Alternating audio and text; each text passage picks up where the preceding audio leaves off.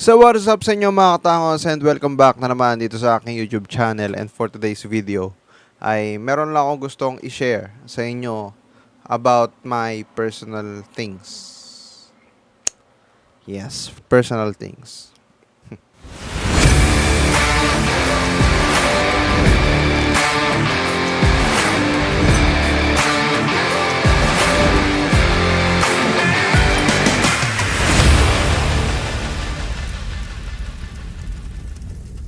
Before anything else, gusto ko lang itanungin, kamusta na kayo? Kamusta na yung inyong mga ginagawa, mga trip sa buhay, yung mga pinagkakabalahan? Kamusta kayo guys?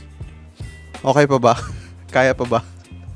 To be honest mga katangos, di ko alam bakit ako nai-stress mag-isip ng content ngayon. Ang daming pumapasok sa utak ko na content pero hindi ko siya magawa. Well anyways mga katangos, medyo naging busy kasi ako this past few days. Dahil parang nagfo-focus ako sa school.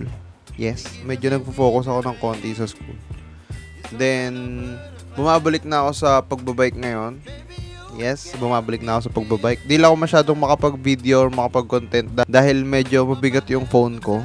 And gusto ko siyang i-content, gamitin sana sa YouTube, pero hindi ko alam eh.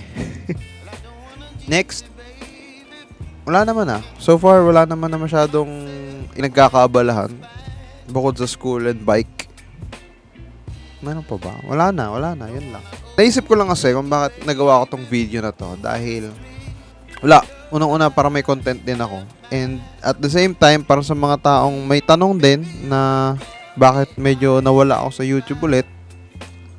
After how many, sorry. Pagkatapos ng mga ilang videos ko about burnout, ganyan. Dati. Di ko rin alam bakit ako nawawala. Tutuusin lang. Anyways, nag-upload din po pala ako sa Facebook. Ito po yung Facebook page ko, Rodney Boy TV Vlogs. Yan. Some of my mga personal trip sa buhay, diyan ko ina-upload. Wala, kasi naisip ko lang din na gusto ko lang rin maggumawa ng mga content na mga personal. Yan, diyan ko nilalagay. So, anyways mga katangos, no, wala namang masyadong bago sa mga buhay-buhay natin, sa mga buhay-buhay sa buhay ko ngayon. Dahil medyo natutuwa nga ako dahil kahit papano nababalik ko yung pagiging active ko, especially sa pagbabike. No, na medyo nawala nung una. Nawala yun guys kasi parang medyo tinamad akong mag-ride kung saan-saan kasi nga ako lang mag-isa. So ngayon kasi nakakasama ko yung kaklase ko. And sooner siguro, or di ko alam kung kailan, basta soon siguro baka gumawa na rin ako ng mga vlogs about bike or bike vlogs, personal bike vlogs, mga ganyan-ganyan. I-enjoy ko na lang din talaga yung mga araw na, alam mo na, drama. Ini-enjoy ko lang din talaga yung mga panahon na ngayon na kahit papaano kaya ko pang mag-bike or may oras pa ako para gawin yung mga ganyang bagay.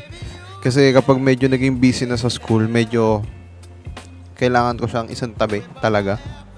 Kaya sa ngayon, medyo ini-enjoy ko pa dahil hindi pa naman ganon kabigat yung mga sa school. So, ayun. And isa pang balita sa akin is running for ako ngayon running for student council officer sa school. Yun lang naman. Hindi naman masyadong big deal yung story doon, pero running for student council officer. Or yun nga, speaking of student council officer, if ever na ako yung maluklok as officer doon, some of our events mga katangos is baka gawan ko rin ng video and syempre photo, di naman mawawala yon. And yun, experiences, kung ano yung nangyari, the events or event, kung anong ginawa, kung anong magagawa or nangyari, ganyan. Yun, ganoon yung gusto kong gawin. Wala lang, na-imagine ko lang na nagvo-vlog ako doon during event, ganyan-ganyan. Ganito ginagawa namin. Ay, Pero, guys, no, hindi nyo to mapapanood dito sa aking YouTube channel. Mapapanood nyo yon sa Facebook page ko. Kaya, follow nyo na. Ito. Follow nyo na yan. Nag-iisip din ako, baka ibalik ko na to sa photography content. Yes. Babalik na ako sa photography content. Sa ngayon is more on review muna ako ng mga photos na nagawa ko and konting explanation because kumbaga bakit ko nakunan yun or anong inspiration ko behind that photo, mga ganyan-ganyan. Yun lang ulit. No, balik tayo ng konti doon, then siguro street photography or mas maganda kung indoor photography or portrait, mga ganyan. Yun.